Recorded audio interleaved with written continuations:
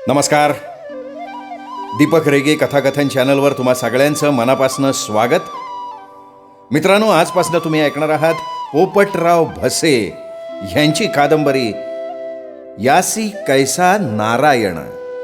पण तत्पूर्वी तुम्ही जर आत्ता चॅनलवर पहिल्यांदा आला असाल किंवा अजूनपर्यंत चॅनल सबस्क्राईब केलेलं नसेल तर प्लीज चॅनल सबस्क्राईब करा. शेजारी घंटीचं चिन्ह आहे, बेल आयकन, तेही प्रेस करा. येणाऱ्या पर्यायातनं ऑल हा पर्याय निवडा, म्हणजे मी चॅनलवर कथा कादंबरी अपलोड केली की ताबडतोब त्याचं नोटिफिकेशन तुम्हाला मिळेल तुमच्या हातातल्या तुमच्या मोबाईलवर. चला मित्रांनो, सुरू करूयात.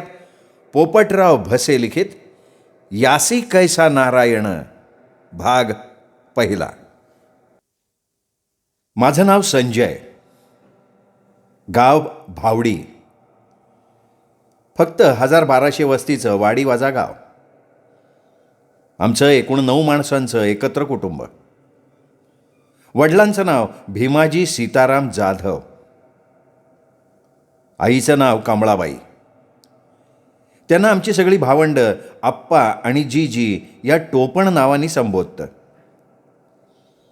माझ्यापेक्षा 4 वर्षांनी लहान असलेली सुनीता नावाची फक्त एकच मला बहीण आहे. माझ्या थोरल्या चुलत्याचं नाव उमाजी सीताराम जाधव, चुलतीचं नाव जाईबाई आहे. त्यांना सारी भावडी नाना नानी या टोपण नावाने संबोधते. त्यांना एकूण 3 मुलं आहेत, 2 मुलं आणि 1 मुलगी. थोरल्या मुलाचं नाव सागर. त्याला आम्ही सगळी भावंड सागर दादा म्हणतो. सागर दादा माझ्यापेक्षा 8 वर्षांनी मोठा आहे. धाकटा विजय माझ्यापेक्षा 2 वर्षांनी लहान आहे आणि सुजाता नावाची त्यांची मधली बहीण माझ्यापेक्षा 2 वर्षांनी मोठी आहे. तिला आम्ही अक्का म्हणतो. आम्हा सगळ्या भावंडांचं एकमेकांवर अतिशय प्रेम आहे.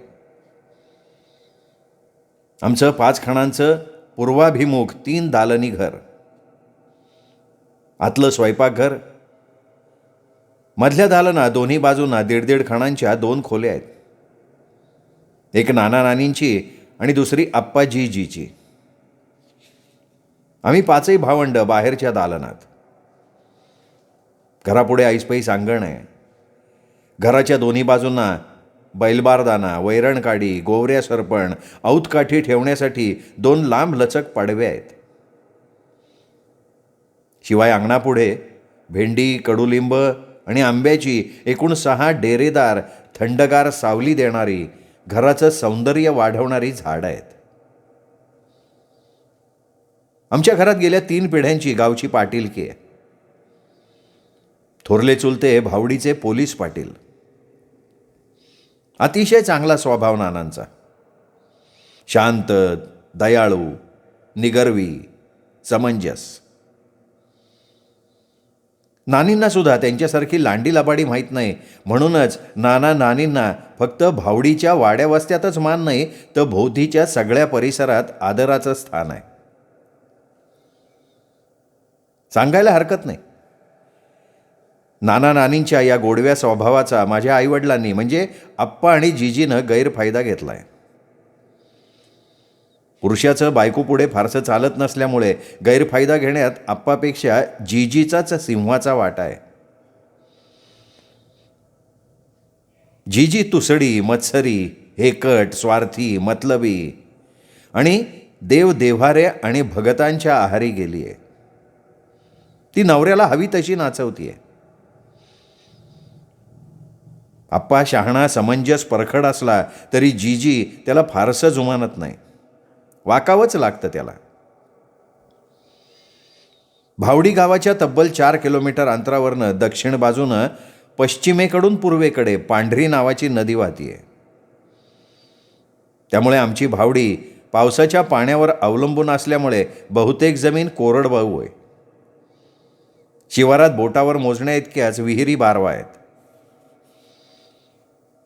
आमची एकूण 18 एकर कोरडवाहू जमीन, 10 एक पिकाखालची आणि 8 एकर नापीक चराऊ माळरानाची. सगळी एक गठ्ठा. 4 बैल, 5-6 गाया म्हशी असल्यामुळे आम्ही धनाजी नावाचा शेतीच्या कामासाठी चाकरीचा गडी ठेवलाय. तो आपल्या कुटुंबासह एका पडवीत राहतोय. त्यांचा गुणाजी नावाचा मुलगा आमची जनावरं सांभाळायचं काम करतोय. माझ्या आईला शेतीतल्या कामाची फारशी आवड नाही. बापाला थोडीफार आवड आहे, पण तो शेतातली कामं टाळून मारुती मंदिरात पत्त्याच्या डावावर जाऊन बसतो, तर कधी महादेव मंदिरात गांजा फुकत बसतो. शेतातल्या मालाची विक्री त्याच्यावर असल्यामुळे पैसे देणारा शेतात माल असेल तरच त्याला शेताची आठवण होते. जिजीला देवदेव्हाऱ्यांचा, भगत देवऋषांचा, अंगारे धुपारे, गंडे दोरे, पूजा, जागरण, 5व्या बाराच्या, परड्या गंडमाळा यांचा नाद असल्याचं मी आधीच तुम्हाला सांगितलं आहे. त्यामुळे तिच्या माहेरी म्हणजे पांढरीला, धावडी खराडीला सारख्या चक्रा चालू असतात. पूजा, जागरणं, देवीची खंडोबाची गाणी आणि कर्मकांड यात ती सतत व्यस्त असते. आपण शेतकरी आहोत. रोज सकाळ संध्याकाळ आपल्याला जेवायला लागतं, लिहायला नेसायला लागतं. याची जाणीव त्यांना का नसावी याचं मला अतिशय आश्चर्य वाटतं. आयत्या पिठावर रेघा ओढायची सवयच लागली आहे. जन्मदात्यांबद्दल वाईट सांगू नये, पण माझे जन्मदाते आळशी, कावेबाज, कामचुकार असल्यामुळे अनेक अवगुणांचे सुंदर नमुने आहेत. बाहेरच्यांची मात्र फार गोड, दुसऱ्यांच्या काळजात शिरणार, त्याला आपलंसं करणार, मतलब साधणार, यातच ते स्वतःला धन्य समजतात. त्यातल्या त्यात आप्पा दगडापेक्षा वीट मऊ आहे. जिजीशी माझं सहसा पटत नसलं तरी आप्पानं मात्र मला फारसं दुखावलेलं नाही. त्यांनी आजपर्यंत अनेकदा माझी पाठराखण केली आहे. त्यांनी अनेकदा जिजीला खडे बोल सुनावले सुद्धा आहेत.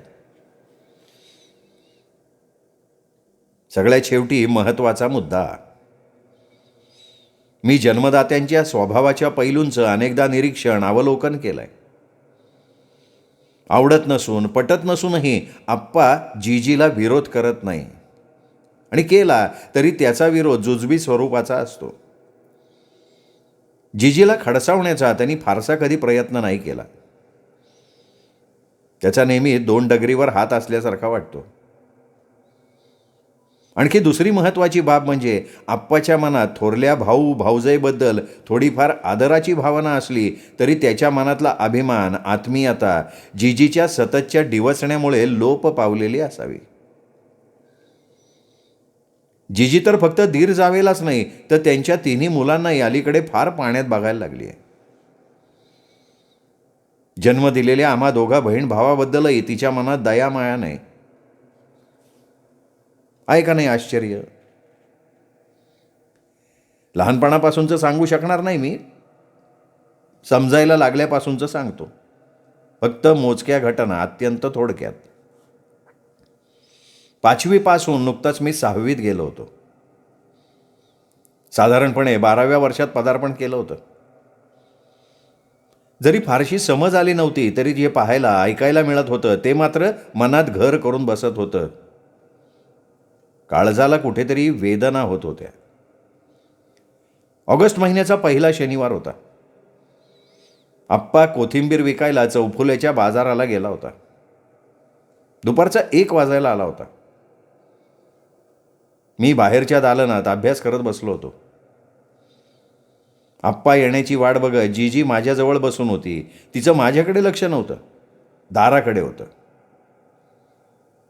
आप्पा आला एकदाचा. हाश हुश करत आमच्याजवळ येऊन बसला. 2-3 मिनिटांनी जिजीनी त्याला विचारलं, करू का ताट? नाही नको, मी नाश्ता करून आलोय. तू नुसत्या नाश्त्यानं काय होणार आहे धनी? जिजीचा आवाज आणखीन गोड झाला होता. अगं मी भरपूर नाश्ता केलाय कमला, पोटात अजिबात जागा नाही. काय बाजारभाव मिळाला? माझ्याकडे दुर्लक्ष करून जिजीनं आप्पाजवळ सरकून विचारलं. 900 रुपये. कितीची पट्टी केली? 600ची. कितीचा गाळा झाला? 3,000चा. मी अभ्यासातनं डोळे वर केले नव्हते. आई बापाचं बोलणं बेमालूमपणे जसंच्या तसं ऐकलं होतं. ते घरच्यांना फसवल्याचं पाप करत असल्याचं ऐकून मी प्रथमच सुन्न झालो होतो. तोच जीजीचा आवाज कानावर आला. भेंडीला काय बाजार आहे? 40-50. तरकाऱ्याचे बाजारभाव सतत कमी जास्त होत असतात. कोथिंबिरीची उपटणी संपल्यावर आठवड्याभरानं भंडीचा पहिला तोडा करायला लागल. बाजारभाव टिकून राहिला तर बरं होईल. आज किती काढायची कोथिंबीर? 700-800. मग आपल्याला लगेच 15 मणीकडे जायला पाहिजे. उपटायला माणसं नाहीत. नानी सुंदर दोघीच आहेत. त्यांना उरकणार नाही. अक्काला घेऊन जायला सांगितलं होतं मी. इथला गडी बांधणं नाही जमत. तुम्ही जीवन घेतला असता तर. जाऊ ग, आताशी कुठे 1 वाजलाय. अहो, अधूनमधून पावसाची भुरभुर येते धनी. एखादी जोराची चळक आली ना तर सोन्यासारख्या मालाची नासडी होईन. जायला पाहिजे. आधी हे पैसे ट्रंकीत नेऊन ठेव. कबर चहा करून आण. चहा घेतल्याबरोबर निघू. किती आहेत? 2,500. 3,000 म्हणले होते ना तुम्ही? 500 सोपानाला द्यायचे आहेत. काय सोपान काय सावकार आहे का तुमचा? त्याचं कर्ज कधी संपतच नाही. कमला, तुला कधी कशाचं कमी पडलंय का?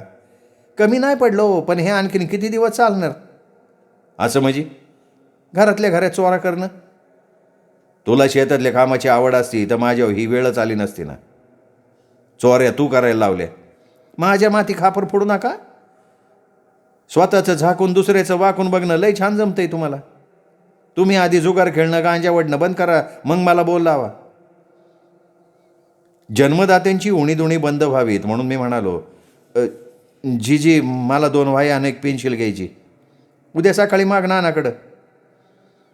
त्यांच्याकडं सारखं पैसा मागणं नको वाटतं जीजी. मध्ये शाळा सोडून. आणि शाळा सोडून काय करू? गुणाची शेतीतली कामं करल. तू गुरं वळत जा. त्यापेक्षा मी आप्पाबरोबर चोऱ्या करेल की. त्या नाही जमल्या तर तुझ्याबरोबर देवऋषी करत गावोगाव फिरन मी. संजय ना आलाय का? हे शिकायला शाळेत जातो का तू? हां, अरे काय ह्याच्यासाठी जन्म दिला का आम्ही तुम्हाला? दोघेही गरजले. नानीने लाडवून ठेवलंय हो मुडद्याला. हेच पाहिजे तिला. याचीच वाट बघती ती बाया. चांगला पडवून ठेवलाय की याला. कमल, तुला काही डोक्याचा भाग आहे का नाही? अहो, यांनी आत्तापासून आपल्या डोक्यावर मिऱ्या वाटायला सुरुवात केली. दिसत नाही वय? तू आज जा बरं. जीजी तणतणत आत गेली. मग आप्पा माझ्याजवळ सरकला. माझ्या पाठीवरनं प्रेमानं हात फिरवत मांडला. हे बघ संजू, डोक्यात भलतं सलतं आणायचं नाही. तुझ्याशिवाय आम्हाला दुसऱ्या कोणाचा आधार आहे का सांग बरं? अरे या घरात भिकाऱ्याच्या वरती आमची अवस्था आहे. विकायला नेलेल्या मालाच्या पैचा हिशोब नानांना द्यायला लागतोय. अरे आपली काय बारमाही बागायती नाही. पावसाच्या पाण्यावर जे पिकतं त्यातून 4 पैसे बाजूला काढून ठेवले तरच पान तंबाखू, विडी काडी, तेल पाण्याचा खर्च कसाबसा भागतो. मला बी हरगडी नाना पुढं हात पसरणं लाजिरवानं वाटतं रे. तुझ्या आईचा स्वभाव थोडा तापट तुसडा आहे पोरा. तिचं मानाव नको घेऊ. तिच्याकडं काय मागायचं नाही तू. मी आहे की. वही पेन्सिल आणलो उद्या मी काहीच बोललो नाही. पाणी पिण्यासाठी घरात जायच्या निमित्तानं उठलो. आप्पांनी विचारलं, चहा घ्यायचा नाही का तुला? नाही, तुम्ही घ्या, मला नको. मग घरात का चालला तू? पाणी प्यायला. मधल्यात आलं ना जीजीची गाठ पडली. ती चहाचे कप घेऊन बाहेर गेली. शंका आल्यामुळे मी दाराआड थांबून राहिलो. आप्पाच्या हाती चहाचा कप देऊन ती म्हणाली, आपण लय मोठी चूक केली बरं का धनी. कोणी? अहो, आपला संजू लहान नाही राहिला आता. त्याच्यासमोर आपण कोथिंबिरीच्या काळ्या बाजाराचा विषय काढायला नको होता. विषय तू काढला, मला उत्तर द्यायला लागली. पण तू चिंता नको करू, मी त्याला सगळं समजून सांगितलंय. तुमच्या समजावण्याचा उपयोग होईल का? होणार नाही. आपण काय त्याची शत्रू आहे का? आणि वळचणीचं पाणी शेवटी वळचणीलाच जातं कमला. अहो त्यो कुणाजवळ फुटला तर आपलं पितळ उघडं होईन. मी संजूला पुन्हा एकदा समजून सांगल. झाकली मुठे झाकलीच राहीन. माझा ऐकल तो. पण तू मात्र तोंड सैल सोडत जाऊ नको. पुन्हा कावा समजून सांगणार त्याला? उद्या दुपारी बाजारहून आल्यावर. आणि त्यावेळी तो घरात नसला म्हणजे मग रात्री जेवणानंतर सांगन.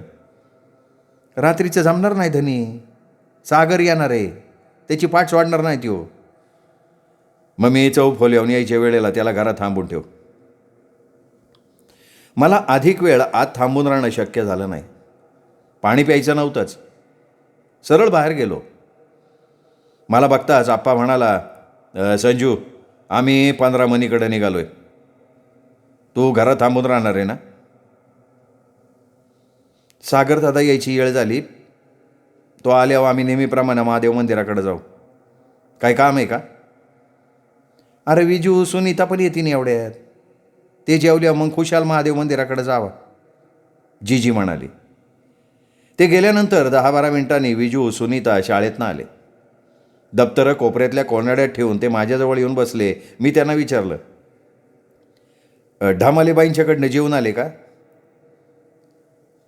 ढामालेबाईची खानावळ नाही संजू भाऊ, मला लय भूक लागली.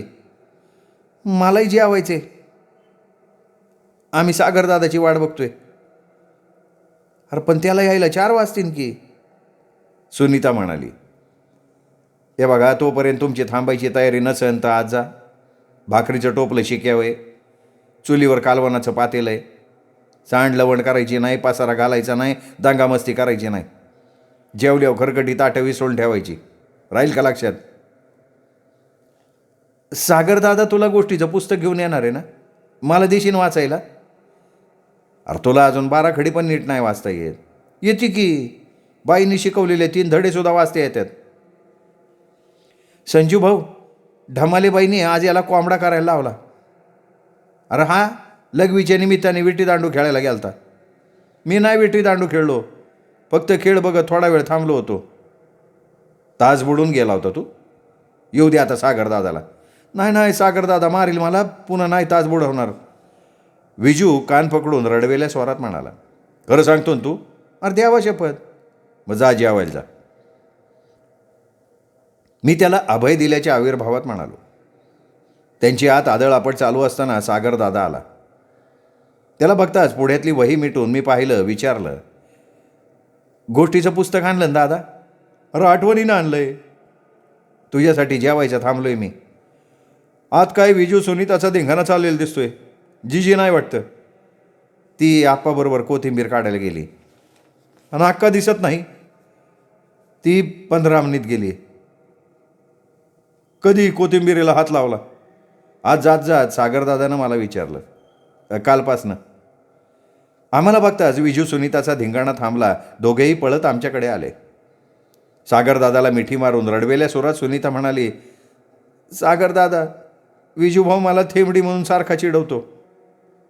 दादा मी फक्त एकदाच म्हणलो, ही माझ्या चाड्या करती, लाटणं घेऊन माझ्या मागं लागली बघ. मी आणि मला चिमटा फेकून मारला. दादा जेवलं ना? हां जेवलो. मग जा बाहेर, आता आम्हाला शांतपणे जेवू दे. भेळ आणणार होता ना तू? जेवल्यावर आम्ही महादेव मंदिराकडे जाणार आहे. येताना लालूच्या हॉटेलात आणीन. जेवताना मी सागरदादाला विचारलं, तुझा कोर्स कधी संपणार आहे सागरदादा? अरे आणखीन 5 महिने आहेत. कामाला कधी लागणार? 1-2 महिन्यात लागन असं नाना म्हणतात. कोणतं काम मिळणार तुला? ग्रामसेवकाचं. ग्रामसेवक म्हणजे काय? अरे आपल्या ग्रामपंचायतीच्या शेवाळे भाऊसाहेबासारखं. किती पगार मिळतो ग्रामसेवकाला? आता सुरुवातीला 3-4 हजार मिळतो, नंतर वाढत राहतो. दर महिन्याला मिळेल एवढा पगार? मजा आहे की. हां प्रत्येक महिन्याला भेटणार. मी आणलेल्या गोष्टीच्या पुस्तकात शेख चिल्लीची एक गोष्ट आहे. हां ती पहिल्यांदा वाच. एकदा समजली नाही तर दुसऱ्यांदा बी वाच. सागरदादा गालात हसत म्हणाला. सप्टेंबर महिन्यातला पहिला रविवार होता. मी सागरदादाची वाट बघत गोष्टीचं पुस्तक हातात घेऊन बाहेरच्या दालनात बसलो होतो. नानी स्वयंपाक करत होत्या. बाहेरच्या दालनात त्या डाव्या कोपऱ्यातल्या देव्हाऱ्यातली जीजीची देवपूजा उरकली नव्हती. शेणपाण्याशिवाय दुसरा उद्योगच नव्हता तिला. आळशी, तोंडाळ, कामचुकार अशा शेलक्या लक्षणांची जीजी अलीकडे 2-2 तास देव्हाऱ्यापुढनं हालतच नव्हती. नानी तिला शांतपणे 4 समजुतीच्या गोष्टी सांगण्याचा प्रयत्न करत होत्या, पण जीजी त्यातनं भलताच अर्थ काढत होती. कारण नसताना आगपाखड करायला लागली होती. सवती मत्सरासारखी नानीबरोबर वागताना तिला कसलं समाधान मिळत होतं ते मात्र मला फारसं उमजत नव्हतं. जीजी माझी जन्मदाती आई, तिच्या ढोबळ चुका झटकन माझ्या लक्षात येत होत्या. जननी स्वर्गापेक्षाही श्रेष्ठ असते म्हणतात, परंतु माझी जननी साधी भोळी नव्हती. कर्मकांडामागे धावणारी, देवाधर्माच्या आहारी चाललेली, घरची कामं सोडून लष्कराच्या भाकऱ्या भाजणारी, आयत्या पिठावर मिजाज सांगणारी माझी जननी स्वार्थी, मतलबी, धर्मांध, पाखंडी आहे हे सांगायची लाज वाटते मला. तिचं वर्तन माझ्या बालमनाला अजिबात पटत नव्हतं, पण करणार काय. मी जीजीकडे रोखून बघत असताना तो नानींची हाक आली. पुस्तक मिटलं आणि विचारलं, काय हो नानी? अरे स्वयंपाक झालाय, सागरला बोलवून आण. 15 मनीकडे जायचं आहे तुम्हाला? त्याचीच वाट बघतोय मी. बसला असेल कुठेतरी, बोलवायला जा. विजू सुनीताला पण जीवन जा म्हणाव. ढमाले बाई त्यांना लगेच सोडणार नाहीत. अख्खा वाढून धुणं धुवायला गेली. खाण्यापिण्याची पण आठवण नाही तिला. तिचं कुठवर आलंय बघून ताई. मी अंगणात जातो ना जातो तोच सागरदादा येताना दिसला. जवळ आल्यावर मी विचारलं, 15 मनीकडे जायचं नाही का? जाऊ की, सगळा दिवस पाडलाय. स्वयंपाक झालाय, नानी जेवणासाठी वाट बघतात. तुला भूक लागलेली दिसती. तू कुठं बसला होता? लालूच्या हॉटेलात. तरीच मिसळपाव खाऊन आला शीन? अरे नाही रे, हॉटेलातलं खाणं नाही आवडत मला. तेल चांगलं नसतं. लालू माझा बालमित्र आहे ना, काफी पिलो फक्त. तो हालूच दे ना. 15 मनीत जायचं असल्यामुळं त्याच्या आग्रहाला जुमानलं नाही मी. घरात शिरल्यावर जीजीला देव्हाऱ्यापुढे बसलेलं बघून सागरदादानं मला मुद्दाम विचारलं, मरियाईच्या देवळाकडे गेला होता का संजू? नाही बा, का रे? पोतरा झालाय. अंगात देव्यांची वारी आणून कोडी सोडवतोय. अरे सारं देऊळ बायाने गच्च भरलंय. मी आज जाणार होतो, पण गर्दीमुळं नाही जाता आलं. सागरदादाचं बोलणं कानावर पडताच देव्हाऱ्यातल्या दगडगोट्यांची पूजा मिनिटभरात आटोपून जीजी झटकन उठून बाहेर पडली. आम्ही जेवत असताना माघारी परतली. स्वयंपाकघराच्या दारातूनच कमरेवर हात ठेवून म्हणाली, मरियाईच्या देवळात पोतरा झालाय असं खोटं का बोलला सागर? मी कधी बोललो तुला? मी माझ्या कानाने ऐकलंय. अगं जीजी, कुठं जाऊन बसला होता म्हणून आम्हाला सारखा विचारत होता, म्हणून थाप मारली मी. आत मी आले. तुझी थाप खरी वाटली की मला? बरं झालं थाप खरी वाटली तुला, नाही तर तू जेवणाची वेळ होईपर्यंत देवाऱ्यापुढनं उठलीच नसती. अरे बाळा, ज्यांची देवा अपार श्रद्धा असते ना त्यांना तानभुकीची आठवण होत नाही बघ, नानी म्हणाल्या. माझ्या वाटेचा स्वयंपाक केला नाही असं सरळ सांगा की. नानींच्या बोलण्याचा गैरअर्थ काढून जीजी फणकारली. 4-4 तास देवाऱ्या पुढे जाऊन बसतीस, त्यातले देव तुला सरळ बोलायला सांगत नाहीत होय? माझी पूजा अर्चा सलती तुमच्या डोळ्यात? का पाण्यात बघताय तुम्ही मला?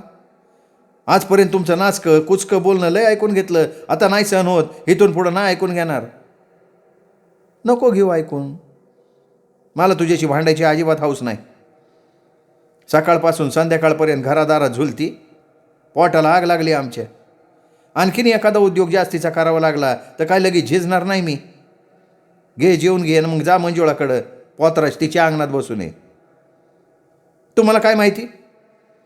अगं मी शेणाची पाठी टाकायला फडावं गेलते, येताना मंजुळाच्या अंगणात बसलेला बघितला. ती पोतराजाला जेवून घातल्याशिवाय हालू देत नाही हे माहिती की मला. जीजी तशीच माघारी फिरली.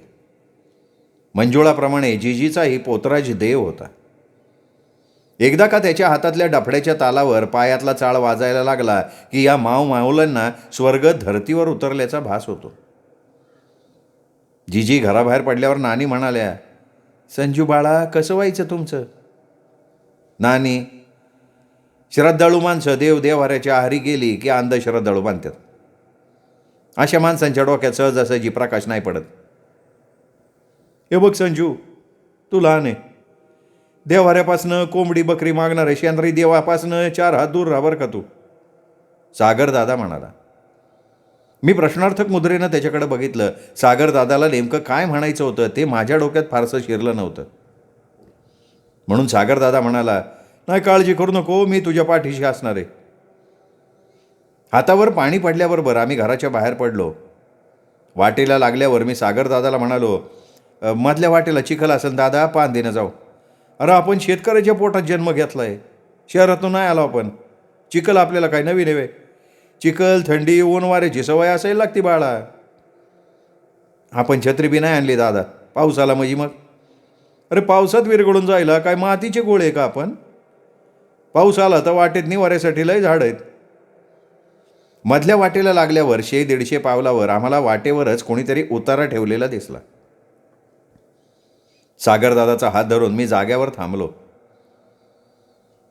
पत्रावळीवर मधोमध दही भाताचा नैवेद्य होता. त्यावर टाचण्या खोवलेले आणि कुंकवाच्या उभ्या रेघा ओढलेले लिंबू ठेवले होते.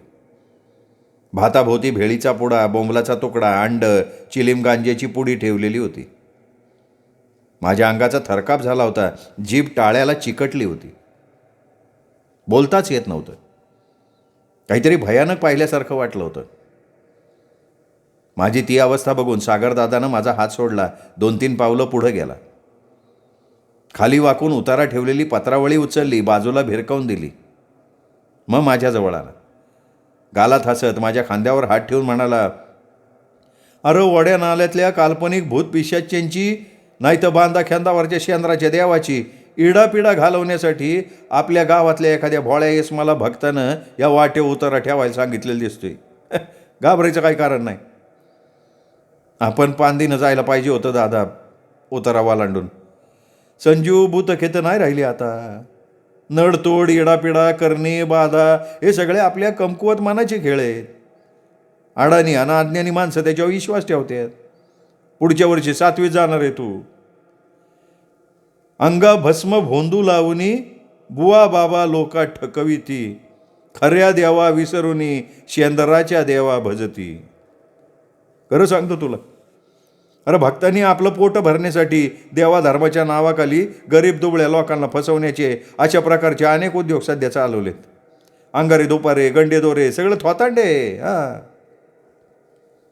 15 मिनिट पाय ठेवेपर्यंत माझ्या तोंडातनं एकही शब्द बाहेर पडला नव्हता. वाटेतला उतारा आणि सागरदादानं माझ्या अजाण मनाची घातलेली समजूत याशिवाय तिसरा विचार मनात आला नव्हता. आमच्या 15 मिनिटली एक भर वांगी ऐन भरात आली होती. मिरच्या फुलोऱ्यात आल्या होत्या.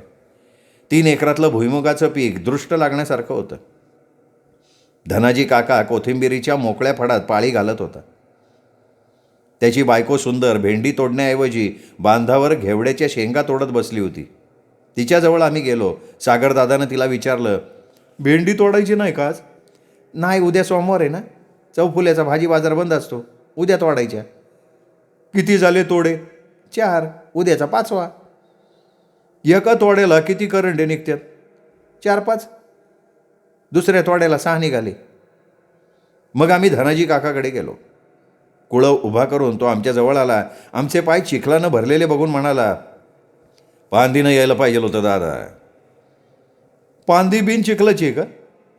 बिन चिखलाची नसली तरी मधल्या वाटापेक्षा 7 वाट्यांनी चांगली ती. धनाजी काका आपलेपणानं म्हणाला. काय करणार आहे इथं? आता नानांच्या मनात काय आहे मला नाही सांगता यायचं ना. आप्पानी नाही सांगितलं होय? नाही, ते फक्त माल विकायला न्यायचा असला तरच इकडे येतात, इतर वेळी नाही फिरकत ते. आप्पा जीजी दोघांना बी शेतातल्या कामाची आवड नाही आहे सागरदादा, मी म्हणालो. वेगळं निघण्यासाठी त्यांनी हाटीवा चालवलाय संजू. त्यांना वेगळं देऊन टाका असं मी गेल्या महिन्यात नानीला सांगून टाकलंय. पण मी तुमच्यात राहणार हा दादा, तुला नाही आमच्यात राहायला यायचं. तुला माझी फूस आहे असा जीजीचा समज झाला आहे, त्यामुळे ती आधीच माझ्या नावानं बोटं मोडती. त्यात आणखीन ही भर पाडाय नको. सागरदादा, डोळ्यात पाणी आल्यामुळे मला पुढे बोलताच आलं नाही. संजू, अरे पाण्यात काठी टाकल्यानं पाणी दुभंगत नाही. तुला वाट दाखवायला, तुला मदत करायला, वेळप्रसंगी तुझ्या मागं उभं राहायला आहे ना मी. जिजीला द्यावारा बोआवाजी बघतपणा प्रिय. गंडे दोरे बांधती हाती, चंडी भैरवा कौल लावती. लोभा विषय सुखापायी, कर्मकांडी भूल किती. जाऊ दे, तुला नाही समजायचं. अरे इंटरनेटचा जमाना आलाय. जग चंद्रामंगळावर जाऊन पोचलंय. भारताला स्वातंत्र्य मिळून 60 वर्षे होऊन गेली, तरी अजून आपला गणपती दूधच पितोय. खायला प्यायला तोंड आहे, तरी बी गणपती कसा काही सोंडनं दूध पितो, आहे का नाही नवल? अरे ह्या अंधश्रद्धा आपल्याला सोडायला तयार नाहीत. भुईमुगाच्या फडाजवळून जाता जाता सागरदादानं खुलासा केला. त्याचे विचार अर्थातच माझ्या मनात शिरले नाहीत, सगळे डोक्यावरनं गेले. मी म्हणालो, मला काही समजलंच नाही सागरदादा. समजलं हळूहळू. तू लहान आहे अजून. तुझा अभ्यास कसा चाललाय ते सांग. अभ्यास चांगला चाललाय. जीजीच्या कटकटीमुळं कधी कधी अभ्यासात लक्ष नाही लागत. अरे तिचं मनावर नाही घ्यायचं. एका गोष्टीचं वाईट वाटतं दादा. कोणत्या रे? अक्काला इंग्रजी शाळेत पाठवायला पाहिजे होतं. माझी होती इच्छा, पण नानीने नकार दिला. काय करणार सांग बरं. मित्र हो, यासी कैसा नारायण ह्या कादंबरीचा पहिला भाग इथे संपला. दुसरा भाग उद्या. तोपर्यंत नमस्कार.